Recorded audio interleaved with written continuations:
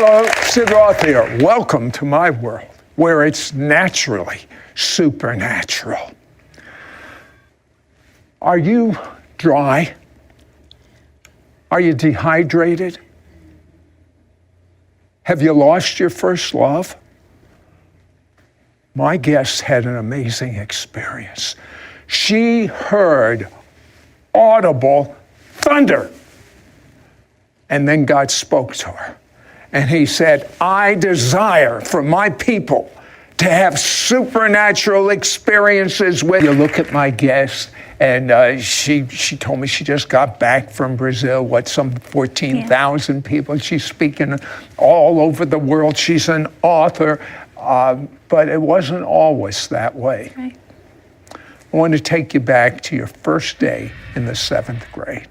Well, the first day in 7th grade was traumatic for me because in 7th grade I was so shy, and I remember getting off the school bus and walking into this 7th grade, what appeared to be a prison, and I went all the way to the far corner of the courtyard where we had to wait until the school bell rang.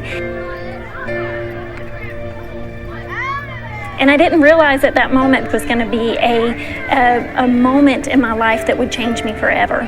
And I walked over to the concrete bench and I sat down and I began to look through my book bag because I didn't want to look so awkward. And I could feel the tears welling up in my eye, and no one wants to be labeled the crier the first day of 7th grade. And so I remember just trying to hold that in. And in that moment, I felt a tap on my shoulder. And I turned around really quick because I thought, I'm going to be bullied on the first day of school. I'm going to be picked on the first day of school. And I had all this fear built up in my life, and there was no one there. I turned around and there was no one there. And so I went back to looking through my backpack because I was fearful. And in that moment, I felt the same tap on my shoulder. And I turned around because I wanted to catch who was bullying me. Of course. But there was no one there, and in that moment, that very moment, I felt the amazing, all-consuming presence of a loving God that I grew up in church, but I had never felt it before. And I felt as if his presence sat down right next to me on that bench and put his arm around me. And when he did, all I heard were these words, and it began a journey with God that would show me that he still speaks to us today. He still walks with us. He's still right there with us. And I heard him say to me, Karen, I know your name. I know you. I knew you first. And you're not alone. You'll never be alone. And he said, if you allow me to, I'll walk this journey with you. And that began a transformation in my life, removing fear, anxiety, just worthlessness. And I'd love to say that it happened instantly, but it was a journey for me. That no matter what I faced through school, no matter what I faced growing up, and I faced many things throughout school, that the difference was I knew I was never alone, that he would never leave me, and that he was right there. You know, the message God said to you is the same message God is saying to you. Yeah. You matter. You matter. Yeah. I'm going to now take you a number of years later. You're married, and you're asleep, and all of a sudden you literally hear thunder. What happened? Yes, and that's how God always speaks to me. He speaks to me through dreams, through visions, and in that moment, I knew that God was birthing something inside of me, a message that he had inside of me, because he had rescued me, literally rescued me from a life of fear and anxiety. And in that moment, my husband had wrote books, and he had told me that God had a book inside of me, and I said, no, I said, you're the writer. I'm going to let you be the writer, and I'm going to do whatever God wants me to do. And I looked at him in that moment and I said, if God wants me to write a book, then he will speak to me himself and tell me to write a book. That was my first mistake. And so I went to bed that night and I woke up about 2 a.m. to the sound of the loudest thunder I had ever heard.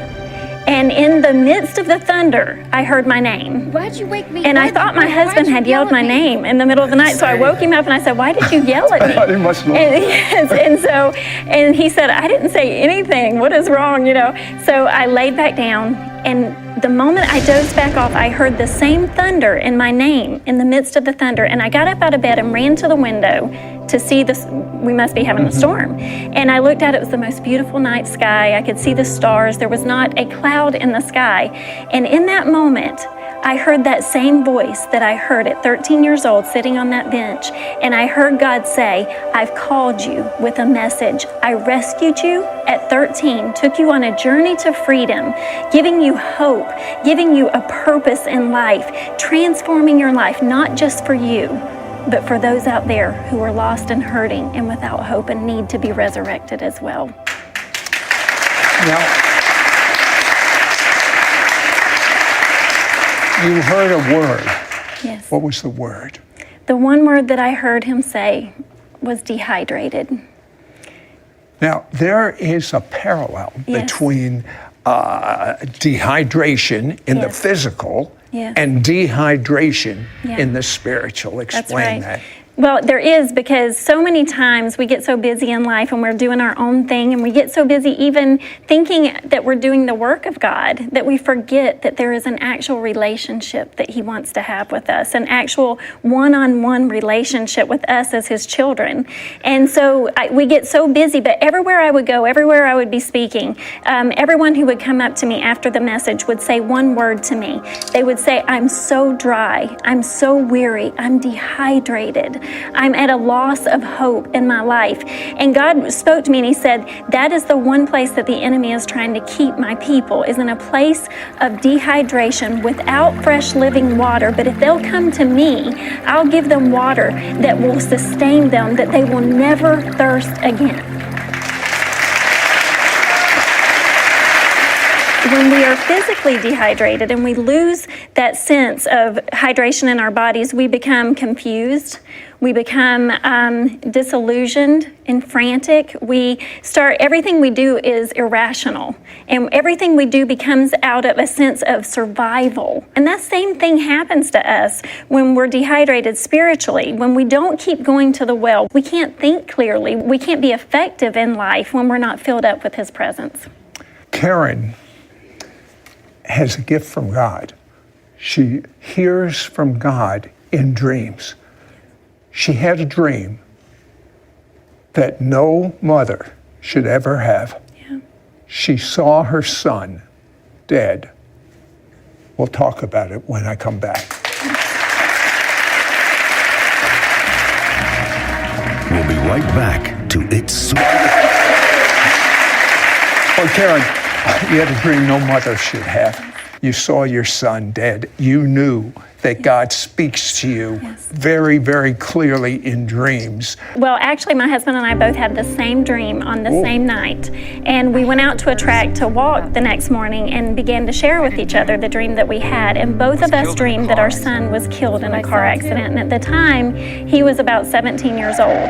And we knew he drove and he had a sports car and everything. And so we immediately began to pray and begin to pray protection over him and begin to pray that God would keep His hand on him, that He would guide him and lead him and prepare the path for him. But over the next 2 weeks, we began to realize that it was not a physical death at all, that the enemy had been attacking him, had been drawing him away into areas of life that he should not have been in. Our son actually came to us and began to tell us that he had been doing things that he shouldn't do. And in the moment that he began to share with us that, God took us back to that dream and showed us that He had been preparing us for this battle that we were about to go into, in just pushing through and bringing Nate back into a place of relationship with God, because Nate had come to a place of dehydration in his life where he had stopped pursuing God and started being pulled away by the things of the world that the world was enticing him with.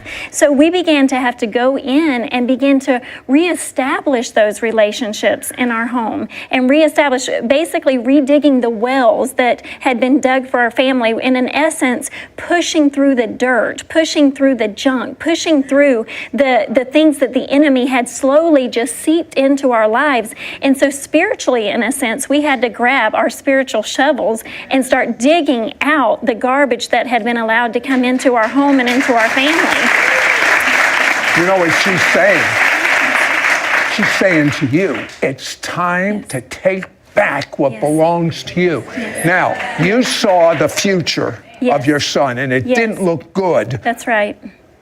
What happened with him after you took him back? Because he began to change. His life began to change. He came to us and he told us he wanted to pursue God's call in his life, and he wanted to do whatever God wanted him to do. We were able, by going into the presence of God, by leading him into the presence of God, to get him back to a place where he could hear God's voice, where he could sense what God wanted to do. And now our son is 25 years old, married, out in California. He's leading an amazing youth group, leading thousands of young people into the presence of God.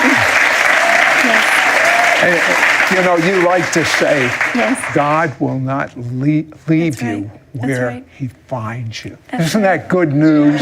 He's not going to leave you where you're at. Yes. And that's true, because no matter what you're going through, and I just want to say to whoever's watching today, no matter what you've walked through, no matter what you're facing, no matter what you've done in your past, no matter what's been done to you, whether you've been hurt or whether you've been abused, it doesn't matter. God knows where you're at, and he wants to meet you there in that place. But the good thing about it is that when God meets you there, he'll never leave you there. He takes you on a journey to freedom, just like there was a Samaritan woman in the Bible. Mm-hmm. And she went to a well, and this woman had 5 husbands. The Bible tells us the story of her life. And so she was living with the 6th man. But the cool thing was, on this particular day, she would meet the 7th man in her life. I love that. And the number 7 means spiritual perfection and resurrection. So while her grace had run out, and she had tried to do it in her own strength, she had come to the end of herself, which is where you find God. Then in that moment, God said, you know what? I'm going to meet you here because you're worth my time, because I care about you, and I'm going to resurrect those things in your life that you thought were dead.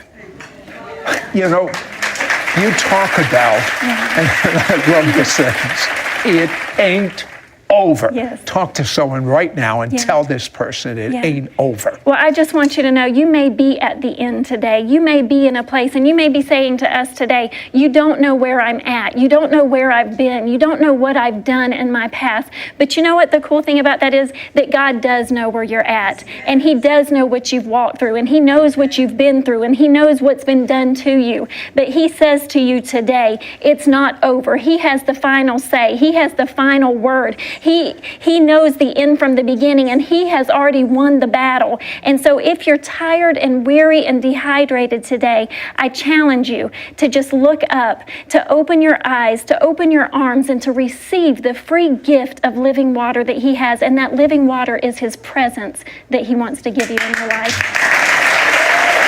Now, you talked about your son, Yes. and for the next some 8 years, Yes. you wanted to have another child. Yes. And you thought that part of your life, Yeah. I don't know, I'm not going to have another child. Yes. And then I believe it was it a dream about China? It was a vision. A vision. And Tell me God about gave that. me a vision, because after 8 years after our son was born, he was just such a blessing to us. But I knew that I had this longing to have another child, that God had promised me. I felt like in my spirit that he had promised me that I would have another child. And so one day I had dropped my son off at school, and I was just at the end. I was done. I was discouraged. I was depressed, basically, and I was thinking it's all about me. And so I remember driving home from dropping him off at school, and I remember pulling into the garage, and I said, God, I give up. I give up. I can't do this anymore. I don't know why I can't have another child. I don't know why you won't allow me to do this. And so in that moment when I said, I give up, I heard his voice audibly in the car. I had not even gotten out of the car in the garage. And all I heard him say was, good. And in that moment, it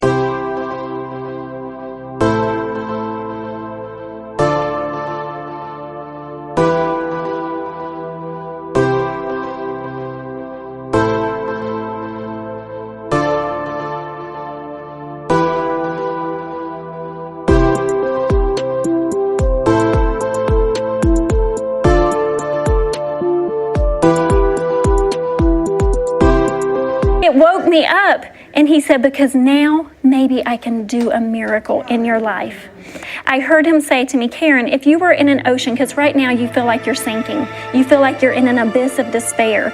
And he said, if you were in the ocean and you were sinking, what would keep you alive right in this moment? And I said, God, I don't know if I would want to stay alive. I'm so discouraged. But then in that picture that he gave me, he showed me that my son was in the middle of the ocean with me. And I said, I would stay alive to keep him alive. And he said, exactly. There are times in your life where I'm going to be right there to pull you out of the sea. But there's other times in your life where you're out in the ocean and your purpose is to rescue someone else, not to think about yourself.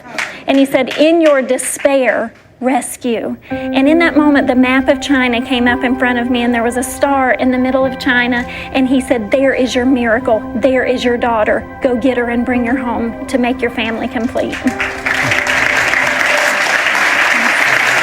We'll come back. I'm going to talk to you about how brave and how much courage you really have. Yes. You're just looking at it wrong. We'll be right back. We'll be right back to It's Supernatural. Over. That's when God steps in. He says, it's not over. He's just giving you a launching pad for your destiny, to launch you into a place of freedom. So because what you go through is a good indication of who you're called to. And what you may call a tombstone on earth, God says that's not a tombstone. It's just a mile marker of where he's taking you and the destination he has for you. And I like what you say about scars. Yes, because I really believe that scars on earth are testimonies in heaven. Because no matter what you go through, don't let the scars that you have keep you hidden and bound, because what we have to realize is that our scars are proof that we have survived, that we didn't die where the enemy tried to take us out. That when I look in the mirror and I see the scars that the enemy has tried to take me out with, I can say, you know what? That's where I survived. That's where God stepped in and took me out. Karen, explain true bravery to me. Okay, well, bravery for me was something that I thought that I could never attain. I thought it was something that was out of my reach, but true bravery, and what I had to come to realize is true bravery is not the absence of fear. That's where most people misunderstand. It's not the absence of fear. It's the realization that fear has no hold on you when you reside in the presence of the Almighty God. There are a lot of people that feel totally rejected. Yeah. And you like to talk about a woman that felt the same way. Yes. Tell me about her. Well, there was the woman that I mentioned, the Samaritan woman in the Bible, who every day walked this walk of shame to the well. And I find it so amazing that God met her at a well. But what I love is that she was rejected. She was rejected by her community. She was rejected by the people. She was rejected by other women. She was rejected by everyone. But here Jesus was. He showed up at the well with nothing to drink the water.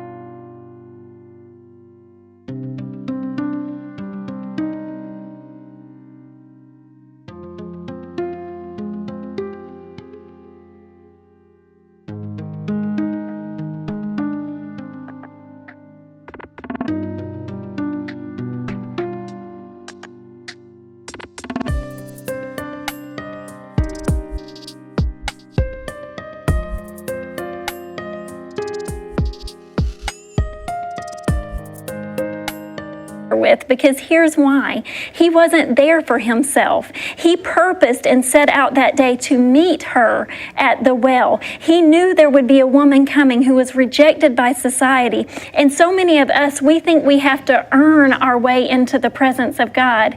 And God says, I'm already there waiting for you. I'm waiting for you in that secret place to meet you. I'm waiting for you just to turn around and see me. So for you that may feel rejected today, that you may feel like that the world has turned their back on you, I want you to know that God would never leave you, never forsake you, never walk out on you, and He's right there in the midst of whatever you're going with, and He will never leave you. Now that's what God that's what God spoke to you about, His desire for these intentional supernatural encounters. That's right. That's right. Dig deep and pray as God directs right now. Lord, I just pray right now for every viewer, for every person that is watching this show. Today, I pray that right where they're at, right where they're sitting, if they're at work, if they're in car line, if they're at the grocery store, no matter where they're at, Lord, I pray that you would touch their life right now. Make yourself real to them. Make yourself known to them. Let them see you. Let them hear your voice, and let them feel your all-consuming power and your love surround them. Lord, I pray that right now, as they're sitting there watching, Lord, that whatever they're walking through, whatever they're facing, Lord, that they will hear you call their name, that they will hear you say, I'm right here with you, and that they will take you by the hand and they will walk out a journey to freedom as you bring healing and hope and fulfillment back into their life.